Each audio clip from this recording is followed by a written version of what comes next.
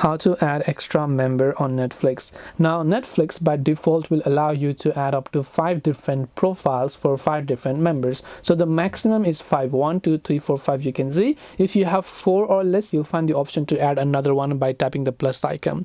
But now recently Netflix came up with an update that you can actually buy an extra slot for an extra member, but it will cost you, by the way. So on top of what you're already paying, there might be an additional fee. Now to view this, you have to simply open your browser and go to netflix.com. Just keep in mind that this feature is not yet available in all regions, so if you're not seeing it, you simply have to wait until it arrives in your region. You can tap on the three lines option from the top left and go to the account option, and when you go to the account option, here you'll be able to find an option to add an extra slot. So you can you'll find new option right here to buy an extra member slot, which you'll be able to pay for a certain amount of fee. So currently it is not yet available in my particular region, but if it's available in yours, soon you'll be able to go ahead and then find it. So I hope that this video helped you. If you have got any more questions, feel free to also leave them down below. Thank you for watching till the very end of this tutorial, and as always, see you in the next video.